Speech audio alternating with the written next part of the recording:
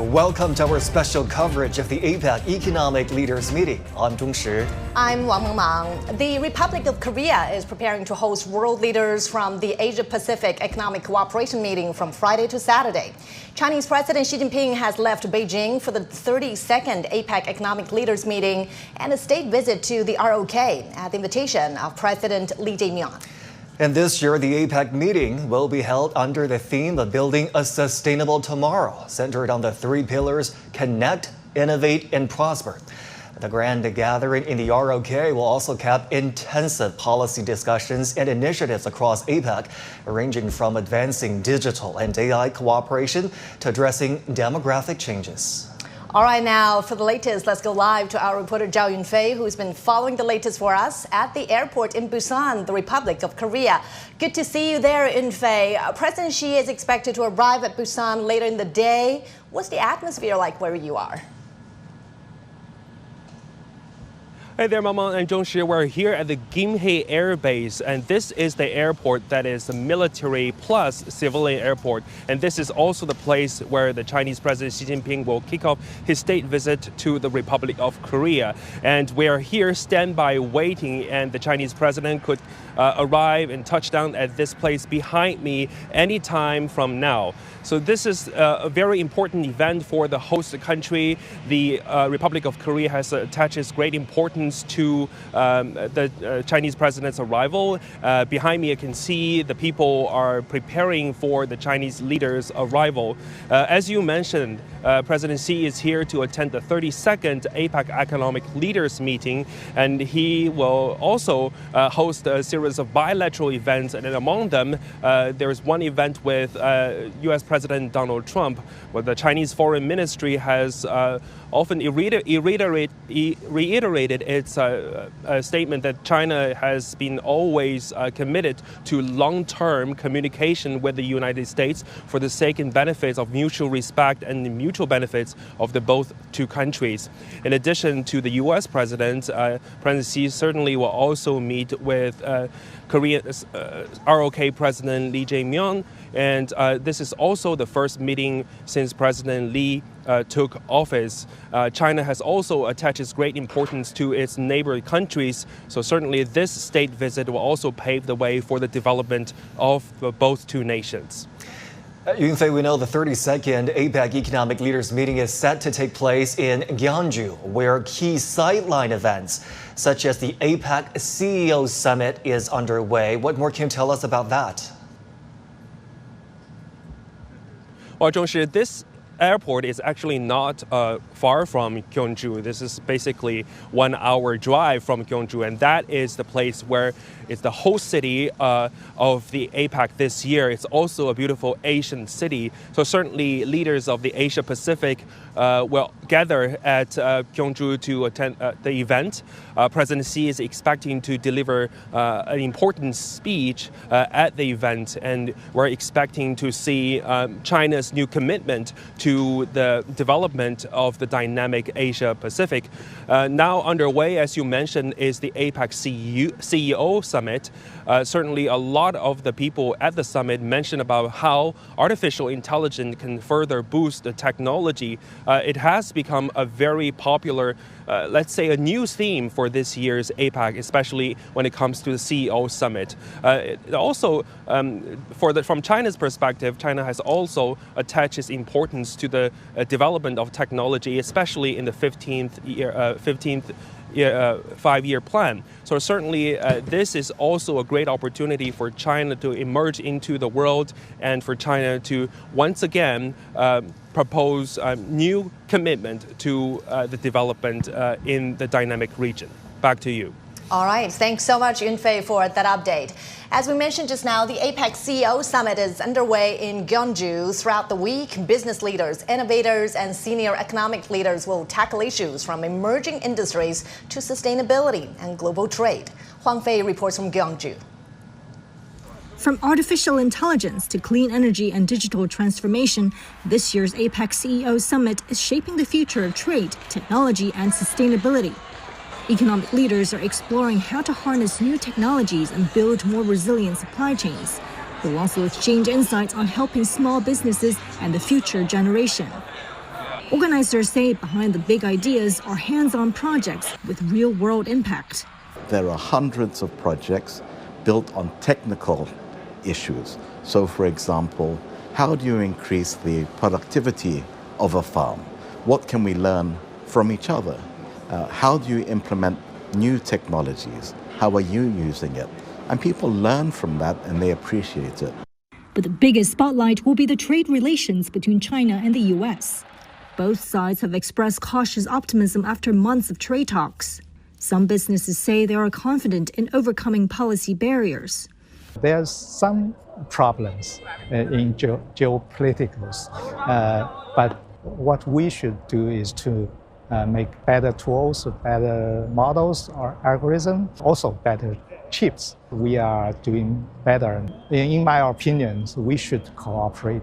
It was very cloudy yesterday, but look at the sunshine today. That's exactly what I'm expecting. All this clearing up the uncertainty. Known as a museum without walls, Gyeongju provides a vivid link between past and future. Here, centuries of history intersect with innovation in digital tech, clean energy, and open trade. The path forward is multilateral. And as APEC's host next year, China aims to promote that vision. Huang Fei, CGTN, Gyeongju, Republic of Korea.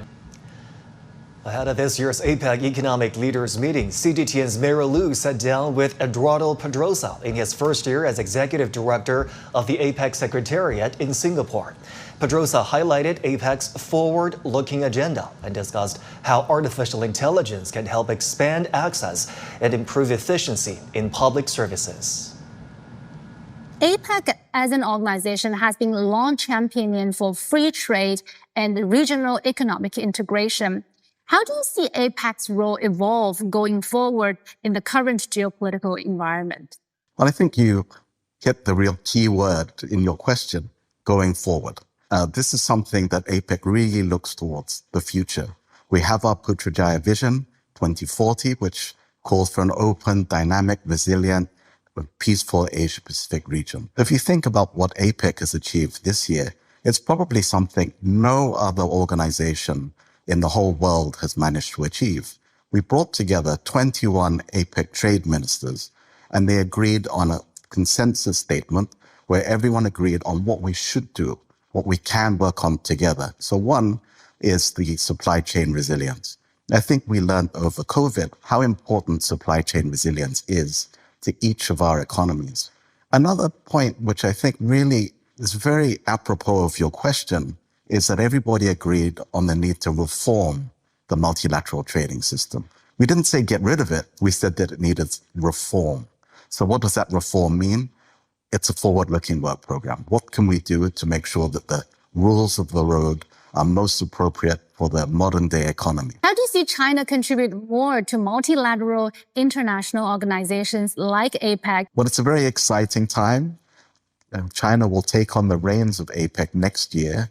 So we're looking forward to seeing what are the priorities that China wants to have for its host year. I've been to all of the different APEC meetings that China has hosted, and they've always been run very well, and we've always been a different angle to this. I mean, China is the largest emerging economy in the world, so it will have a lot to contribute and a lot of lessons to share. Well, APEC is a powerful engine for global growth, and China is at the heart of it. Let's now take a closer look. The Asia-Pacific Economic Cooperation is a premier economic forum for the region. It represents 2.9 billion people, or 38% of the global population, and drives 60% of the world's GDP. Nearly half of all global trade, over $20 trillion, flows through this bloc. This integration is strengthened by frameworks like RCEP. In 2024, RCEP trade hit $5.7 trillion. The bloc attracts over 30% of global foreign direct investment, and the IMF projects it will contribute nearly a third of global economic growth by 2030. China is central to this engine. Nearly 58% of China's foreign trade is with APEC economies. As a key builder, China is strengthening regional infrastructure through projects like the China-Laos Railway and has established 119 science and technology cooperation agreements.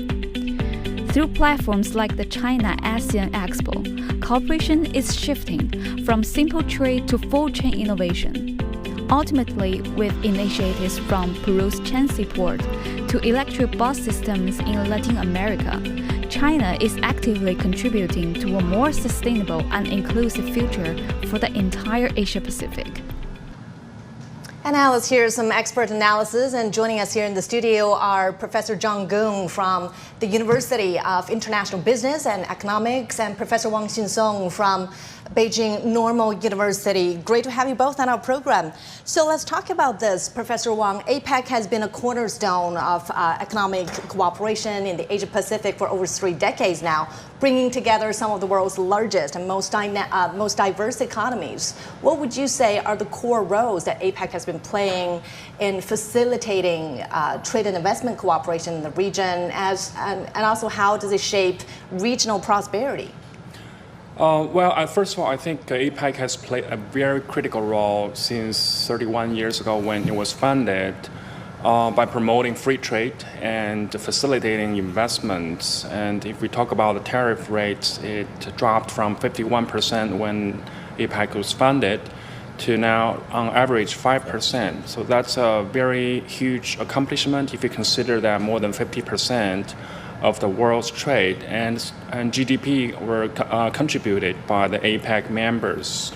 At the same time, I think APEC has updated very much according to the changing reality of the world's economy and social development in terms of promoting digital governance and digital economy and facilitating more adapted customs system as well as digital payment, etc., etc. So it is a very important multilateral institution considering the fact that today we are facing a lot of geopolitical tension and deglobalization and unilateralism are becoming a trend. So multilateral institutions like APEC can continue to play a critical role. And I have to add that China is a very critical partner and player in the APEC. Not only because China is the largest trading partner with Korea, Japan, Australia, and most of the ASEAN countries, but also China has been facilitating the connectivity, the innovations, and the prosperity of this region. Gentlemen, we talk about inclusive growth a lot these days, and that's just as important for APEC. If you look at this grouping of 21 member economies, they're diverse in their economic levels. We're talking about countries from the United States to China, to Papua New Guinea to Peru. How do we make sure that the voices and needs of bigger countries and smaller countries are represented and heard at the same time, Professor? Well, I guess that's the precise meaning of APEC. It is a organization consists of a set of very diverse countries, and it's the primary function, in my view, is really building consensus on imperative agendas, political issues, and move together. I think it's a very unique platform in that you have these countries from totally different backgrounds, but nevertheless can still sit down together and build consensus on political agendas, on other economic issues, stuff like that. For example, this year we're focused on connectivity, right? Building resilient supply chain networks. AI is another emerging popular topic these days. There are strategies and policies that need to be developed towards that direction, and this is a very good platform to discuss these things and build consensus among these countries. Now, this year's APEC meeting is focusing on the theme of building a sustainable tomorrow, and 3 pillars we are looking at. They are connect, innovate, and prosper. Right. In practical terms, what kind of outcomes or initiatives would signal a success of this meeting, and especially in terms of balancing these 3 pillars? Well, I think I will just talk about connect pillar. This is an important issue because the APEC is mostly or primarily concerned with trade issues. It's the most important probably among the agendas in the past. And this time Connect is really about building resilient networks and also reforming the international organizations related to governance of trade. And I think this is a good place for the major trading partners, the global major trading partners, which many of them actually within the APEC region, to come to some consensus as to what's the next step of reforms at WTO and other international organizations related to trade and investment flows. And I think this could be potentially an important step towards that direction. Yeah. Professor Wang, let me pick your brain on another pillar, the pillar of innovate, where artificial intelligence has taken center stage. Are you concerned about the digital divides impacting individual countries' capabilities to apply artificial intelligence to the best of their abilities in their economic development?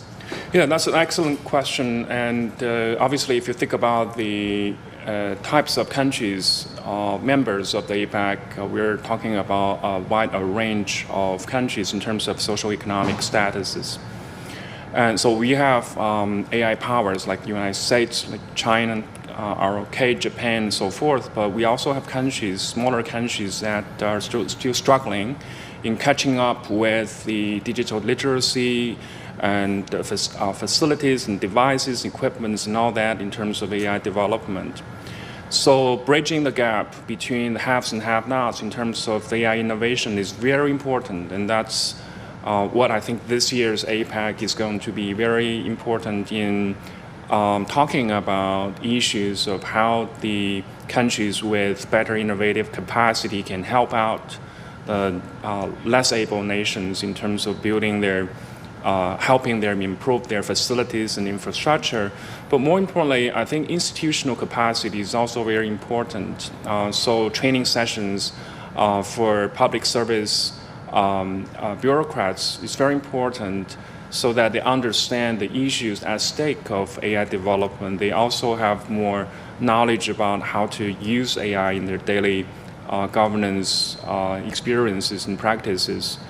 So overall, I think the APEC is very important in that it is a consensus-building multilateral institution where there is no veto power, unlike the Security Council of the United Nations or WTO or IMF, where veto power sometimes can trump the overall consensus of the rest of the members. But here, it is very consensus-building based. At the same time, it respects every vote of the members, so smaller members can play very important issues.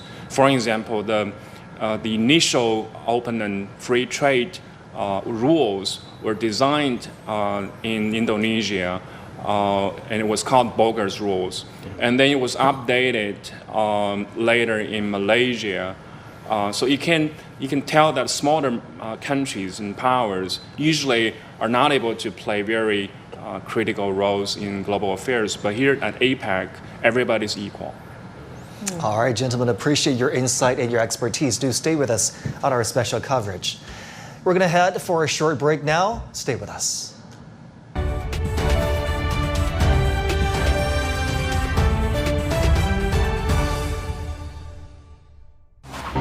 This year, the world comes to the ROK, where leaders of the Asia-Pacific charts a shared vision for a sustainable tomorrow. To connect economies, ideas, and people. Strengthening trade, investment, and digital links across the region. To innovate, harnessing AI, Digital transformation. and smart industries while bridging the digital gap. And to prosper, tackling climate change, securing clean energy, and ensuring the growth benefits everyone. From global policies to local impact, we bring you the visions, the challenges, and the breakthroughs that matter. Follow our extensive, in-depth coverage of APEC 2025 on CGTN.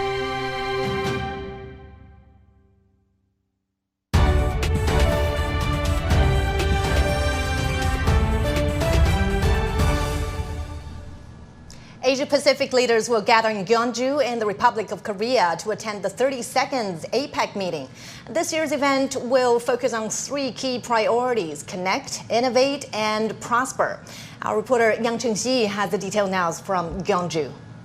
The APEC Leaders Meeting has a theme of building a sustainable tomorrow. And the Republic of Korea's President Lee Jae-myung said that protectionism and nationalism have been on the rise. So it comes down to APEC to play its pivotal role in championing multilateralism and driving growth across the region and make it more inclusive. Now, the 4-day APEC CEO Summit kicks off, turning this quiet little town of Gyeongju into a lively venue where business leaders from across the Asia-Pacific region descend onto this Gyeongju Arts Center. Now, this center has featured a lot of the top companies from the hosting country, the Republic of Korea, from LG to SK, and also of course, features global firms as well. And technology takes center stage here. For example, Meta is showing off their latest smart glasses, partnering with Ray-Ban, and also Google is also showing their AI solutions. And this goes to show just how big of an expectation it is put on AI to drive growth in this region. Now, I can mention there are 5 sessions throughout the 4 days that focuses on AI, and that's about 1/6 of all the discussions. And that just shows how important this technology is. And leaders of APEC economies will hold a 2-day meeting in the Republic of Korea city of Gyeongju starting on Friday. Our correspondent Shane Hom tells us more about the host city. Gyeongju has long been at the crossroads of culture and diplomacy. This week, the historic capital is preparing once again to welcome the world. Across Gyeongju, final touches are being made as volunteers prepare to welcome guests, putting Gyeongju's spirit of hospitality on full display. Many international visitors will be coming. I hope they get to experience Gyeongju's beautiful cultural heritage and the unique charm of Korea. Pride runs deep throughout the city, from its picturesque streets to its vibrant marketplaces, like here at Gyeongju's Seongdong Market, where the buzz of APEC resonates throughout daily life. We have been getting lots of visitors lately, and the traditional market here has been doing really well. We're seeing more customers, and it's great to welcome so many visitors from abroad. From ancient temples to traditional markets like this one, Gyeongju is showing the world what hospitality really means, blending heritage, community, and pride as it welcomes the Asia-Pacific. This is a tourist city, so people from all over the world come here. There's so much to see, and the night scenery these days is especially beautiful. Gyeongju's iconic landmarks stand as reminders of a rich past, and the city is once again making history, this time on the world stage. Shane Hom, CGTN, Gyeongju. Ahead of the APEC Economic Leaders Meeting, the CEO Summit has brought global business and top officials together. And the goal now is to shape a shared vision for growth and cooperation. CGTN's Tian Wei sat down with New Zealand Prime Minister Christopher Luxon for a one-on-one conversation. Prime Minister Luxon stressed the critical importance of free trade, multilateralism, and striking the right balance between cooperation and competition. So our businesses can go out in the world, compete from New Zealand with the best in the world and do very well. And so for us, I appreciate, say, the US has a different trade policy. Every country's acting in its national interests. But for us, we believe very strongly in that rules-based system, the free flow of trades and goods. So we will continue to make that case in forums like APEC. That's where forums like this are so important, because it is actually an opportunity for the leaders to meet one-on-one, to build relationships with each other, to understand with each other. And the day that we stop, even when we've got differences, the day that we stop convening and having a convening organisation like APEC that can bring these leaders together to actually discuss, debate, understand each other better, there's still, when you have relationships, you talk about the possibilities of what you can do together. Right. Then you put the plan and then you get results and outcomes. And APEC remains the Asia-Pacific's leading platform for economic cooperation. Over the years, President Xi Jinping's remarks at APEC meetings have conveyed China's consistent vision of openness, cooperation, and common development. My colleague Yu Li explains President Xi's key messages over the years. In 2013, at the APEC CEO Summit in Bali, President Xi first proposed the vision of an Asia-Pacific community with a shared future. He emphasized that the economies in the Asia-Pacific region are bound together by common interest and a shared future. He added, China cannot develop without Asia-Pacific, and the Asia-Pacific cannot prosper without China. And in 2016, in Lima, President Xi reaffirmed China's deep roots and enduring commitment, stating, no matter what level of development it may reach, China will continue to contribute to the region's development and prosperity. In 2023, in San Francisco, he underscored the importance of multilateralism, saying we must promote free and open trade and investment support and strengthen the WTO-centered multilateral trading regime and keep global industrial and supply chains open and stable. And last year in Lima, President Xi Jinping expressed China's willingness to pursue shared growth, noting China welcomes all parties to ride the express train of its development and contribute to the modernization of all countries. Each of these speeches convey China's consistent vision of openness, cooperation, and common development. And now let's get back to our studio guests here. Professor Gung, I'd like to ask you this. China's trade with APEC economies surged significantly with, in 2024, the total reached over $3.6 trillion. And given this growing economic partnership, how does the APEC framework shape China's trade and investment with other economies in the region and vice versa? Well, that number you mentioned, over $3 trillion, is more than half of China's total trade last year. So this area represents a big set of partners that China trades with. And I think we already have a free trade agreement in place right now, which is called RCEP, a trade pact that covers quite a few of the countries in the APEC community. And there's some talk about expanding that trade agreement to other countries, and also for the next version of it, which is going to be more free, more open trade among these countries. So I think the discussions at APEC set the stage for that concrete step in building a sort of a detailed trade agreement. I mean, we've said that the APEC is mostly a consensus building platform as a place for advocacy, a place for exchanging views and reach some kind of agreement in spirit, in principle. But nevertheless, I think these are important steps before we reach a sort of a real negotiation about next level of trade agreement in the future. So I think from that perspective, it's extremely important for these countries, especially I would say the countries at the other side of the Pacific Ocean, who are also APEC members. We really love to help to welcome them. Professor, we have to leave you there now because Chinese President Xi Jinping has arrived in Busan ahead of the ongoing 32nd APEC Economic Leaders Meeting. The president departed from Beijing earlier today. He's now arrived in Busan to attend, of course, the APEC Economic Leaders Meeting, as well as paying a state visit to the ROK. We'll keep you updated on the latest details on this trip. Do stay with us here on CGTN. Professor Wang, let me ask you about another key agenda item this year, which is securing the resilience and stability of supply chains. The context to that is that supply chains are challenged by a multitude of factors. We're talking about protectionism on the rise. We're talking about geopolitical tensions and also tariff threats. How can the uncertainties be mitigated so that countries can work towards a better secured supply chains in the world? Well, first of all, I think the APEC as a multilateral institution itself is very important in stabilizing the potential and existing disruptions of supply chain, as we have seen.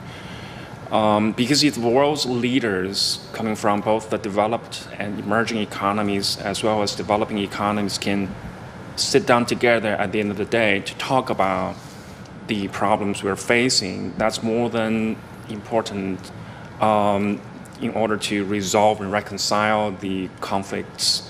It's better than nothing, of course. But at the same time, I think China has been very strongly supportive of maintaining the resilience of supply chain all the time, and China maintains a very strong hold in many parts of the supply chain, in many manufactured products. But at the same time, I think China has been very active in promoting more stability in the supply chain by, for example, facilitating the construction of infrastructure through which we can link the economies in the region. And China obviously has been very much linked with many economies in the APEC community, with our neighbors, but also with the other side of Pacific Ocean. So these infrastructures are very important to ensure that supply chain is not going to be disrupted, because every country has a huge stake in the supply chain. And even though some countries are probably not happy with their positions in the world's economy, still everybody else is still trying to work hard and reconcile all these challenges. Professor Wang, let's talk about another thing here. You mentioned how China's trade with APEC takes up a large part of China's trade overall with the rest of the world. Also, China has been shaping APEC's agenda, APEC's mandate, and APEC's vision here. How can China leverage its experience and its strengths in sectors like digital economy and green development to help shape regional cooperation towards these goals? Yeah, I think China's leadership in coordinating and also cooperation among these countries is purely because of its size, its extensive economic relationships with these countries. I think in every one of these APEC countries, it's probably China's the largest trading partner. Mm-hmm. And it also, you know, for example, ASEAN community, it's a big part of the APEC community, right? And ASEAN is indeed China's largest trading partner.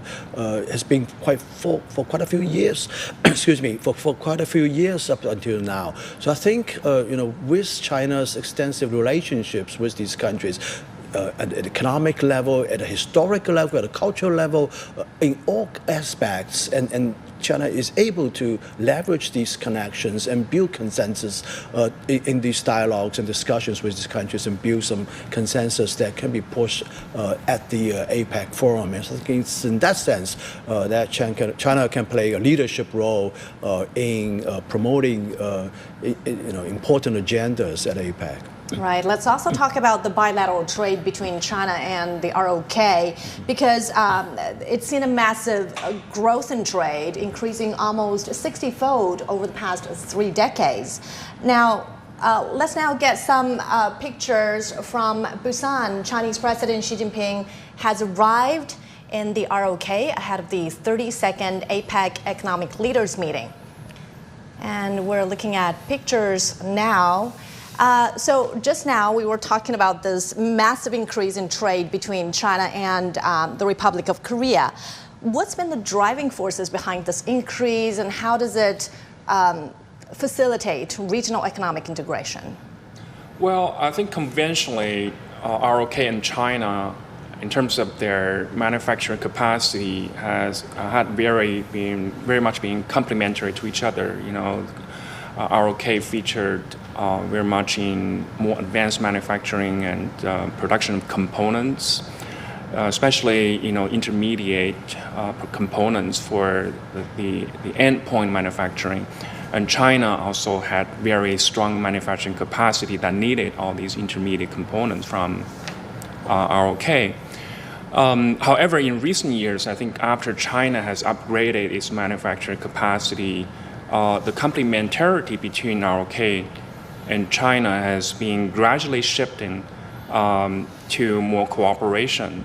For example, both countries can further work on governance issues and policy issues and collaborative R&D, as well as helping the Global South to make improvements in more advanced innovations and technologies, like what we're talking about, the AI technology, where the Global South is in very bad need of support in terms of capacity building and infrastructure building. And so I think China and ROK will have a very brighter future in terms of collaborating with each other on the existing as well as more fields of manufacturing and R&D and innovation. As we mentioned just now, the APEC is really bringing together diverse economies, even though some of them may at odds, they are not necessarily on the same page on a lot of issues, but then at least leaders could come and sit down together to negotiate for a more inclusive future. What do you see as the strengths of the APEC framework?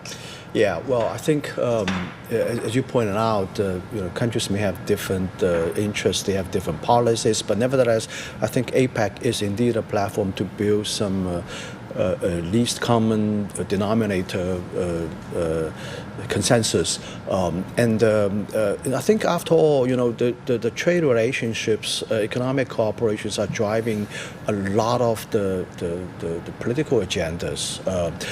Because after all, this is the foundation for relationship between countries. So I think it's in that sense, APEC still is able to maintain some degree of agreement among countries, some degree of consensus among countries, at least on some issues, right? So in that sense, I think it's an important platform, especially I think the regular meeting of leaders of these countries, a platform where the leaders can interact and build some personal relationship among them. I think this is actually a very important step. And we're going to see this in a few minutes, that President Xi and President Trump are going to meet. And I think, this is extremely important, in my view, in today's global diplomacy. It's very much a leadership diplomacy, global leader diplomacy level. So I think, this next meeting, we're going to witness, a few more minutes, a few more an hour or so. It's extremely important. It's going to set the stage in the future direction of not just APEC, but also the globe as well, between China and the United States, the two most important countries, the most powerful countries, economically powerful, politically powerful, militarily powerful, in a lot of senses. And how can we coexist and build a better relationship among ourselves? I think extremely important. And this is exactly happening right now at the APEC meeting. If you're just joining us here on CGTN, these are pictures out of the Busan airport in Republic of Korea, where Chinese president has just landed. The president departed from Beijing earlier today. He is in ROK to attend the 32nd APEC Economic Leaders Meeting, as well as paying a state visit to South Korea. We'll bring you comprehensive coverage of the president's trip. Make sure you stay with us here on CGTN. Professor Gong, we talked about the strengths of APEC. I want to ask you also about the headwinds faced by member economies. This is a massive grouping for sure. 21 members, 40% of the world's population, 50% of global trade, 60% of global GDP. But that goes without saying that the trade, global trade, is expected to slow down. And for an organization, for a mechanism that was established on a mandate to increase trade liberalization and investment flows, what is lacking here for APEC to do? Is APEC doing sufficiently for trade? I think the phenomenon you described, and we don't have to be shy about saying this, is purely because of the policy of the Trump administration, White House in Washington, D.C. It's introducing a tariff policy that is having profound impact on global trade. And this is a given, and I think this meeting among leaders within the APEC community, I would say it's not going to substantially alter the White House policy, but probably can work out something. I mean, I think this is an interesting phenomenon we've been seeing, that President Trump's visit here in this region. He has indeed reached some agreements with quite a few countries, with Japan, with South Korea this morning, right, announced, and also with a few ASEAN countries. And we would expect that in the next hours or so, in a meeting between President Xi and President Trump, we're going to reach some agreement about these trade issues. So I think at the fundamental level, the Trump administration's trade policy is having indeed a profound impact on global trade in a sense that it's indeed slowing down, right? There's no doubt about it. And tariffs is going to slow down trade, and there's no doubt about it in my view. Nevertheless, I think within quite a few other members in the APEC community, we are still determined to push for free and open trade. The RCEP trade pact I just mentioned is indeed going to be upgraded to the next level. And you look at the trade between China and other countries in this region, tariffs are indeed low, and no country is actually imposing this kind of high tariffs on Chinese exports. Nevertheless, we're still trying to work out something with the United States, and there's some report about that 20% fentanyl-related tariff is going to be reduced. I hope it's going to be reduced, and if that does happen, it's going to put China's exports to the United States in a much advantageous position. We're going to be faced with a lot less tariff, a little bit higher than some other countries, United States Airlines, but nevertheless, at these tariff rates, Chinese exports to the United States are still very competitive. The Republic of Korea last chaired the APEC 20 years ago in 2005.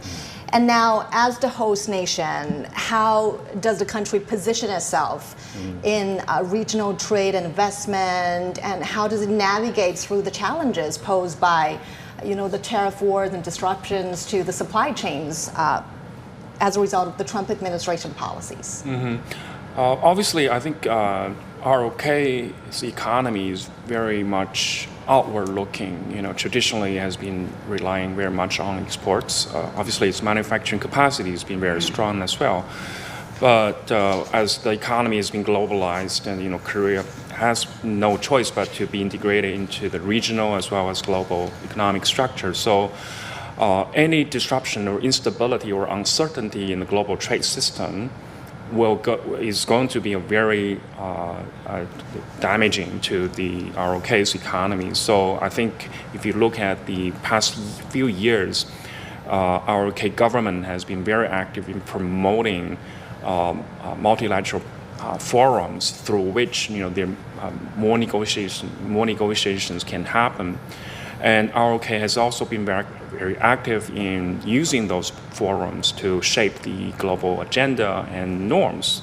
So when it comes to digital governance and innovation, we've seen last year Seoul hosted the AI Safety Summit, in which Seoul was trying to promote the norms of inclusivity and bridging the gap and divide to the world. And this year again, connectivity, innovation, and prosper are becoming three pillars, also being partly shaped by the host, which is ROK. So there's no doubt the hosting countries are trying to promote their norms and identities through the multilateral forums. But overall, I think these ideas of connectivity and innovations are being welcomed by all the nations. Speaking of the interconnectivity of trade within the community of APEC, I think a lot of two-way interactions have been going on. For example, not only does China export a lot of stuff to the rest of the community members, China has been increasingly and ever more open to the imports of products from the APEC countries. So overall, I think the two-way interactions between many of the members within the community is very important in stabilizing the supply chain, the trade system, as well as investments. And overall, the economy of this region needs some stabilizing forces like China, ROK, and other governments. Let's talk about the host city, the ROK, once again, Professor Gong. If you look at the initiatives put forward by the ROK this time, a lot of them are forward-looking. They're not just about solving the current problems and challenges. They're about how do we ensure sustainability in the future. So what type of image do you think the host city, ROK, this time wish to project itself to the rest of the world? It's traditionally a tech powerhouse. A lot of its big bosses from the tech companies are participating in the CEO summit as we talked about. So what kind of opportunities does hosting the APEC this time present for the Republic of Korea? Yeah, well, I've been thinking about adjective to describe the image that the ROK government trying to project to the world, and I was thinking about this word progressive. I think at least very much the Korean government is trying to project an image that it's open, that it's a liberal economy, that it's building relationship with the West as well as the East, with outside of Asia, within Asia, outside of APEC, within APEC. So this is the long-standing position, in my view, by the ROK government. I mean, after all, this is a large trading nation. I mean, you look at the trade component as part of the ROK country's GDP. It's a very large percentage, right? It's a very outward-looking, outward-looking, and also very much globally oriented economy. It exports a lot of things, with these very famous Korean brands all over the world. So I think this is really what the ROK government is all about. It's trying to project an image that it's open, that it's building bridges to the West, to the East, and that's okay. And I think as part of the very powerful manufacturing base of Northeast Asia, including ROK, Japan, China, this is the engine of growth in the world right now. It counts for close to 50% of global manufacturing, and I think the cooperation between these countries is also going to be helpful for not just the regional economy, but for the global economy as well. Well, ahead of the meeting, officials from ROK said that this ongoing meeting this year will also address some other issues. For example, aging population, because really it's a problem faced by a lot of developed economies. So how do you look at this demographic shifts? What kind of economic impact does it have on the integration of economies within the APEC community?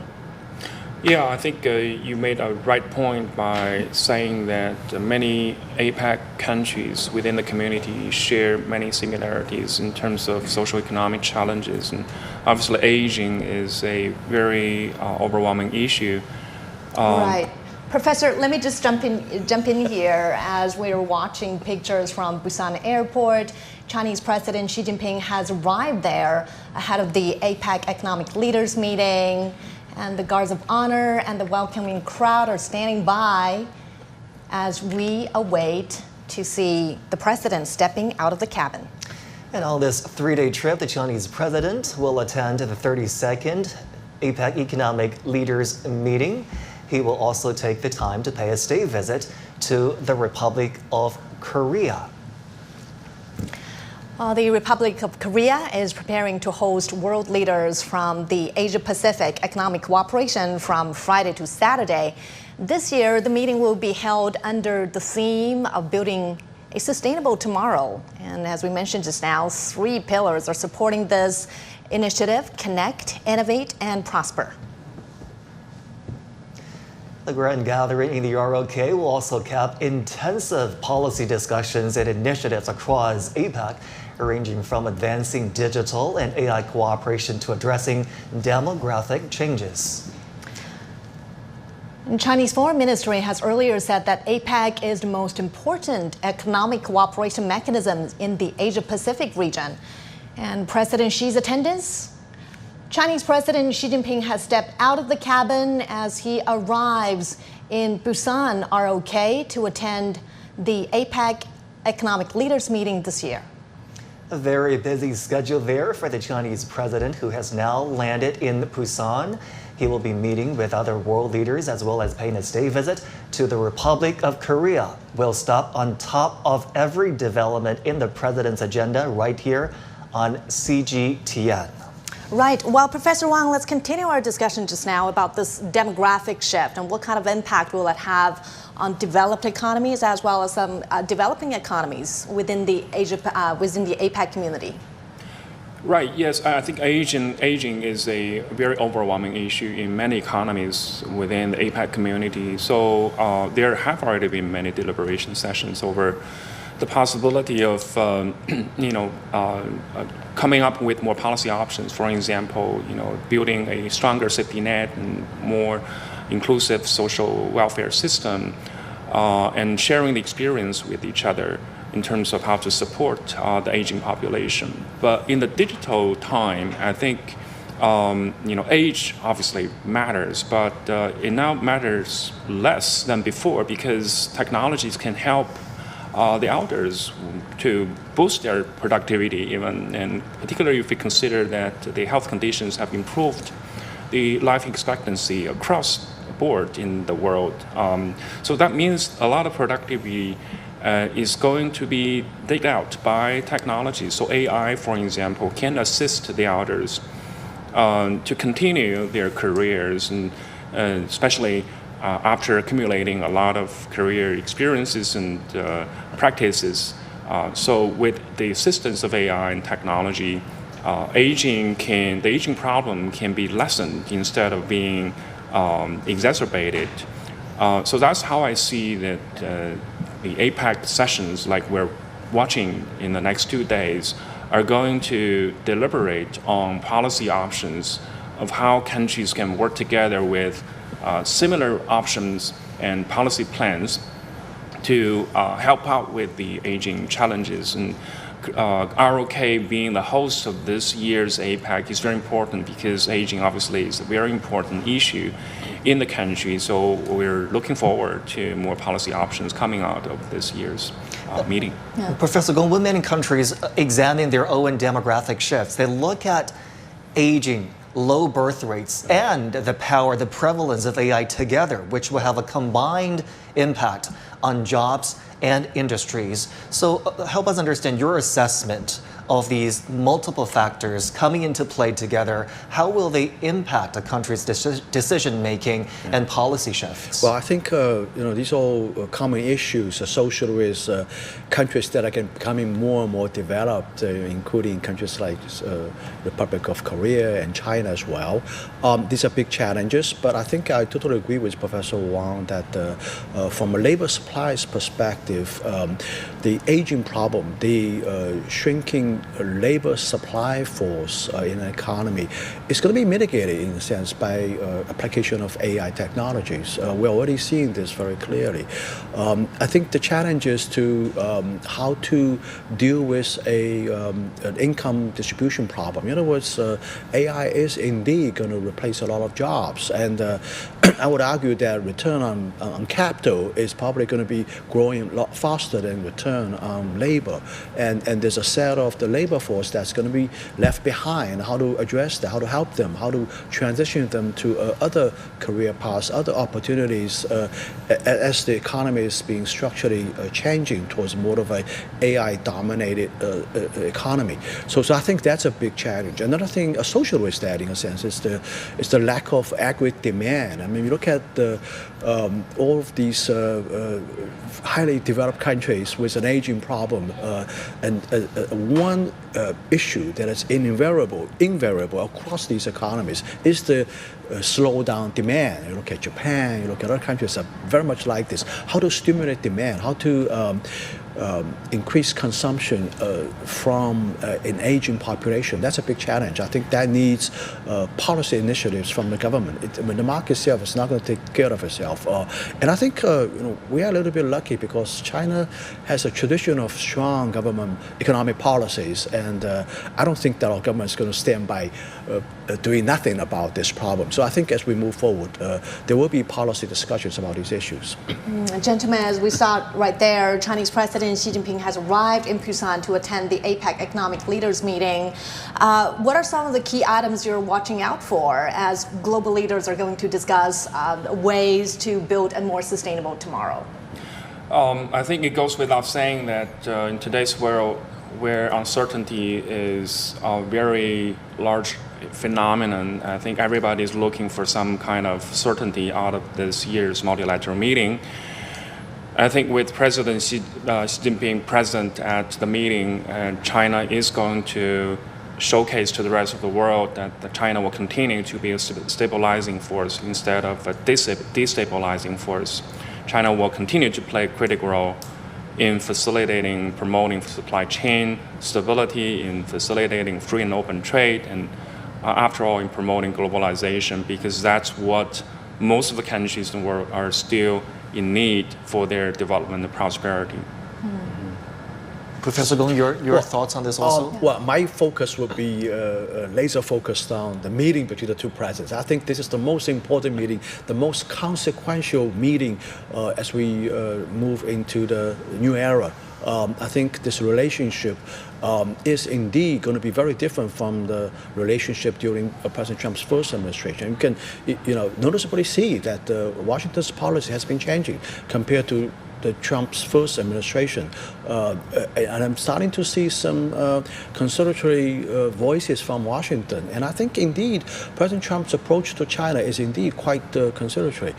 He wants to make a deal, he wants to make some compromises, and he wants to sell soybeans to China. So I think at least there are some common grounds that both countries can work with. But from a more of a strategic and long-term perspective, the stabilizing relationship between the two biggest powers in the world is indeed very important. It's the stabilizing force for the entire globe. So I think it's from that perspective that this meeting is so important. I'm watching very closely on this meeting as we continue this broadcasting program. That's right. While the world is watching closely at this meeting, not just because of its diplomatic significance, but also because of the weight it carries in terms of regional as well as global trade and economy. Thank you so much, gentlemen, for your analysis.